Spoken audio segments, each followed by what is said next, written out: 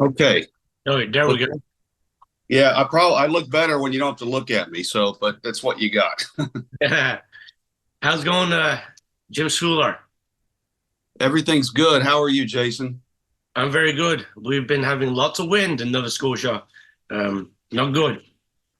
Yeah, I've played up there in Halifax with George Thorogood. In fact, with my own band, but it's been a while.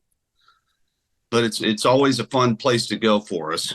Jim, do you find touring now is getting a little bit stuck and like not going as far, or is it just going as standard in your eyes?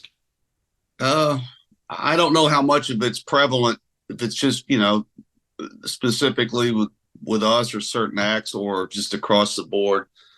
But I remember going touring Canada in like 30 years ago and playing all the way from the Maritimes to British Columbia. And it seems like we're not hitting as many markets this time. I'm sure it has to do with offers and that sort of thing. But yeah, Canada is always a fun place to go play. It certainly is, and we need bands to come down here because it's like a little stale these days, it seems. But oh well. But Well, I know I'm coming back to Canada with George Thorogood next year. I don't know. I haven't seen the itinerary, so I don't know where we're going to be, but hopefully we'll come to Halifax and I'll have to look you up when that happens. that'd be great. Jim, we're here to talk about something I just listened to that's super great. The guitar tones on your new self-titled album. Incredible. On Texas Scratch. Texas Scratch. Yeah, thank you. That's with myself and Mr. Vince Converse and Mr. Buddy Whittington. Vince is from Houston, Texas, and Buddy is from Fort Worth, which is near Dallas. You guys' guitar tones are very epic of today, and then it sounds like the 70s and mixed in with the 80s and 90s. It's all that together. So it's like real amps, I presume, like classic amps. Oh yeah, yeah. I like uh, solid state stuff, and the amp modeling technology is good, and I like it playing at the house. But I've never been able to make it work in a live setting, and I've never really tried it in the studio. However, some people can do really well with it. I'm just not one of them. I love the old tube amps and valve amps. Um, but yeah, as far as the sound and the influences go, that's a result of just all the stuff we listened to since the 70s. And Buddy and I are a little bit older than Vince, and we were all coming of age in the 1970s in Texas. In addition to the groups we heard on the radio, like the Rolling Stones and Led Zeppelin, and you name it, we had ZZ Top in Texas, and in our eyes, they were just as big, and they could sell just as many tickets in Texas as the Stones or Zeppelin, for example. And so yeah, that's a big influence on Buddy and I as far as our guitar sounds and general approach and you know just how we write and how we perceive the sounds. And you guys do sound or have captured like that 1970s ZZ Top tone, it seems, like some songs in it. It's great blues album, let's say for 2023. We do need stuff like that to be released nowadays. Yeah, I would. It's a bluesy album. I wouldn't. It's not a.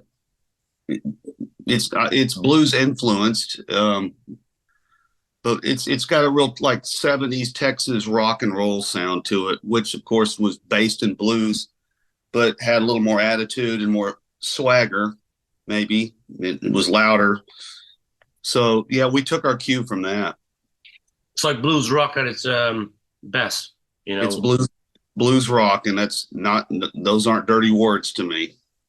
Now, and let's say from the drum tones to guitar tones to the vocals, how long do you guys take in mixing and mastering this product, self-titled album?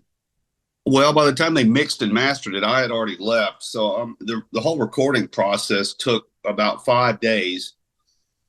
And I know we were in. I did do some added some keyboard overdubs when I got back to Texas. The album was recorded in New Jersey, so I don't know how long it took them to mix it. I'm sure everything, all told, took 2 weeks or less.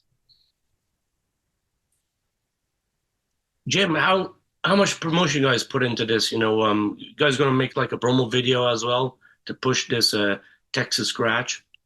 We have not discussed that, but I suppose that's a distinct possibility. And we're just now getting our marketing and plans for next year together. This came out a little late in the year for us to do with it this year, but it's possible we could do that. And we're actively booking shows for 2024 at this moment. But right now, there's no plan to do a video, but I'm sure that could be, that could indeed happen. Jim, you're a so busy guy. How's your schedule, going? And I mean, it's almost all the seasons, and you're just probably super busy still. Well, it's kind of quiet right now. All the touring is done for the year. I've got a show on December 27th and December 31st, and I'm open the rest of the month. But I've done this year has been busy for me touring with George Thorogood. Last year, even more so. Last year with George Thorogood, I think we did 19 countries, 77,000 miles of travel. It was pretty grueling. But of course, everybody was off for 15 months during COVID. So we're working hard to, kind of make up some of that work. Right. But right now things are kind of quiet and, it's the end of the year and the holidays are upon us. So I'm enjoying that right now because I know next year will be busy as well. Do you think it's going to get hectic, like more busy? Because it's like the touring circuit could maybe open, at least in the US, more. Oh, I think it's open already. I mean, where I live in Texas, it was only shut down. It wasn't even shut down for a year. I mean, there was always someplace you could play here if you were willing to go out and do it. Now, getting people to come out, that was a different story because some people did, without getting into politics or that whole COVID issues, there were people that didn't care one way or another and would go out no matter what. And there's others that wouldn't go out on a bet. So I think the whole climate for live music has changed since the COVID epidemic. People are still going out, but everything just feels different. It's a new normal, and but yeah, having said that, I think next year will be a busy year, and it will only accelerate. Right. And Texas Scratch gonna keep on pumping products too from now on. Well, we'll see. Let's see. This record, we did this like back in 2009. So this record's 14 years old, and the initial release at that time fell through, and I wasn't really a part of that process, so I can't really tell you why or what happened, but we're just happy it's out now, and I think we'll see what happens with it, and then we'll make a decision moving forward. Well, it's probably now the time to have it released because it's like the people need to have it on their radar. Yeah, and thank you for allowing me to talk about it with you today, Jason. No, it's a great product, and I'm glad it touched my ears. So it's good. Thank you. It's like that. I wish you well for 2023 and 2024, and just I'm impressed with this album, and I shall be promoting it. I can tell you that much. Okay, Jason. Well, hey, thanks a lot. I appreciate it. All right. You have a good day. Okay, take care. Happy New Year. Merry Christmas. You as well.